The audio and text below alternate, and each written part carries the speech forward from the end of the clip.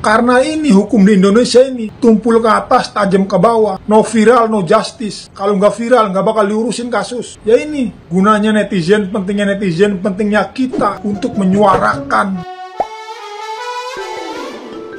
Hola netizen yang tercinta. Setelah 8 tahun berjalan, kasus Pina Cirebon hingga saat ini masih belum menemukan titik terang. Kasus Pina Cirebon ini pun menarik perhatian sejumlah pengacara ternama, di antaranya Hotman Paris dan mantan pengacara Brigadir J Kamarudin Simanjuntak. Pada kasus Pina Cirebon ini, Kamarudin Simanjuntak bahkan mengungkap pihak yang bermasalah karena terkuburnya kasus ini hingga 8 tahun lamanya. Hingga saat ini diduga ada 3 pelaku yang terlibat dalam kasus Pina Cirebon. Bahkan ketiganya dianggap merupakan anak dari sosok yang cukup berpengaruh. Kamarudin Simanjuntak sangat menyayangkan kasus Pina Cirebon yang tidak kunjung mendapatkan titik terang ini. Pengacara kondang ini pun mengungkap pihak yang bermasalah di balik kejanggalan kasus Pina Cirebon tersebut. Menurutnya, pihak penyidik merupakan pihak yang bermasalah sebab mengabaikan 3 orang yang diduga menjadi dalang di balik kasus Pina pada tahun 2016. Kamarudin Simanjuntak pun mengungkapkan bahwa pihak penyidik main-main dalam kasus ini. Oleh sebab itulah, kasus tersebut belum menemukan titik terang hingga 8 tahun lamanya. Kamarudin pun mengungkapkan perbandingannya dengan kasus teroris yang bisa diselesaikan dalam kurun waktu yang tidak sampai 8 tahun. Tidak hanya itu, Kamarudin juga mengungkapkan bahwa nantinya para pelaku bisa dituntut dengan pasal berlapis. Meski dikabarkan siap membantu, Kamarudin Simanjuntak pun juga turut didesak oleh netizen yang budiman untuk turun gunung menangani kasus Pina Cirebon tersebut.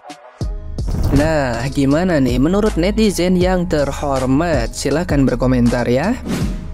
Kunci dari kasus Vina ada di sperma. Dari hasil visum ditemukan sperma di tubuh almarhumah Vina. Soalnya lu lihat ini, polisi kayak panik ketika. Jadi mungkin untuk penanganan lanjut saja Mbak, barangkali begini ya. Sekarang kita fokus terhadap ketiga tersangka dulu. Polisi ini bilang, udah kita fokus nyari 3 pelaku yang belum ketangkep. Gimana nyarinya Pak? Nama aja nggak jelas, cuma nama panggilan. Alamat nggak jelas, foto nggak ada. Segitu nggak mampunya kah polisi di Indonesia untuk membuat sketsa wajah dari 8 pelaku yang udah ketangkep? Semakin banyak pelaku yang ketangkep, semakin detail sketsa wajah yang dihasilkan. Sama itu muka bonyok, bapak apain? Nggak mungkin kan selama bonyok itu bapak nggak nanya siapa namanya. Kamu udah berapa kali ngelakuin ini? Sekali Pak, kedapuk, nggak mungkin. Sama siapa aja? Nggak mungkin bapak nanya. Sama siapa aja ngelakuinnya? Dani Pak, oh Dani, yaudah Dani aja ya, dah tutup kasusnya. Nggak mungkin. Dari sperma itu kita bisa tahu 8 pelaku ini benar-benar pelaku atau bukan. Dari situ dulu, karena 7 orang itu semua ikut memperkosa, cuman 1 yang enggak, yang paling muda, si Sakatata itu kata pengadilan. Nah, kalau misalnya itu benar-benar pelaku, udah fix dari hasil sampel DNA, tinggal diinterogasi, dan gue yakin diinterogasi itu pasti dapet. Nggak ada sejarahnya pembunuhan di Indonesia diinterogasi nggak dapet. Polisi Indonesia, tolong jangan main-main. Kasus ini udah terlihat jelas di mata publik bahwa ada sesuatu yang janggal. Hebat kan netizen Indonesia, luar biasa ya. Buat para netizen yang budiman, sehat selalu ya kalian. Kalian selalu mengawal dari kasus ke kasus, selalu mengikuti. Karena ini hukum di Indonesia ini, peribahasa ini sangat bener. Jadi tumpul ke atas, tajam ke bawah. No viral, no justice. Kalau nggak viral, nggak bakal diurusin kasus. Didiemin aja, ya udah hilang aja. Ya ini gunanya netizen, pentingnya kita untuk menyuarakan kebenaran di sosial media ini. Pentingnya nih. Bayangin coba, dari kasus 2016 sampai sekarang diviralin lagi oleh netizen. Setelah dibikin film, diurus lagi sama pak polisi. Baru gercep mereka ini. Aduh, saya sih salut sama netizen. Ya saya juga termasuk netizen ini yang kepo dengan kasus ke kasus. Saya juga sama menyuarakan kebenaran. Saya juga berhak kok bersuara di sosial media tentang kebenaran ini.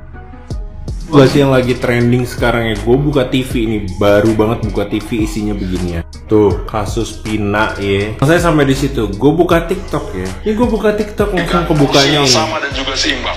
Sekarang kita dengarkan tanggapan dari Ibu Putri tanpa bertanya langsung kepada 2016 ke 2024, 8 tahun, akhirnya kasusnya oke, di open it lagi gara-gara filmnya. Gue nggak tahu kalau film ini nggak ada, hari ini gue nonton TV bahas beginian sama TikTok gue isinya begituan, apa enggak?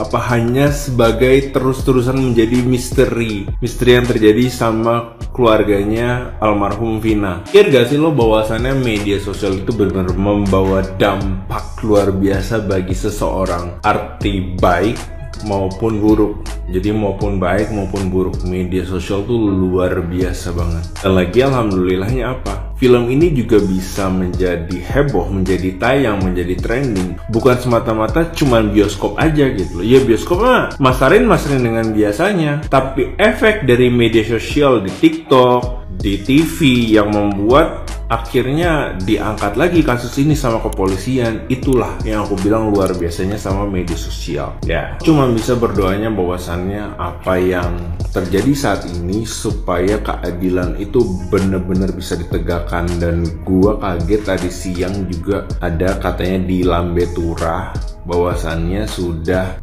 terkonfirmasi lagi satu orang yang menyerahkan, aku nggak ngerti menyerahkan diri atau ketangkep intinya ya. Akhirnya ketahuan satu pelaku lagi gitu loh. Ya itu tadi keangkat gara-gara film disebarin di media sosial, rame lagi. Dan gua kemarin adalah salah satu orang yang nonton di hari-hari awal penayangan bioskop karena gue penasaran banget. Pas coming soon tuh gue udah kayak penasaran banget ini harus jadi film seperti apa, dan ternyata alhamdulillahnya lumayan cukup menarik ya.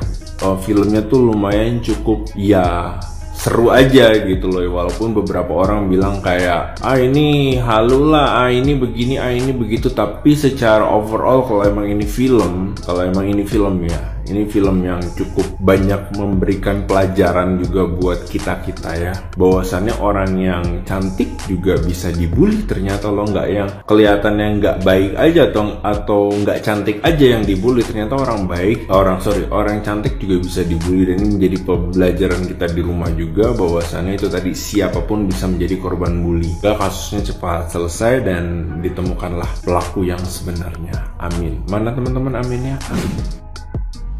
Hancur negara ini ya, hancur. Jadi begini ya, dalam proses peradilan kita ini kan sebenarnya sudah cacat hukum semua.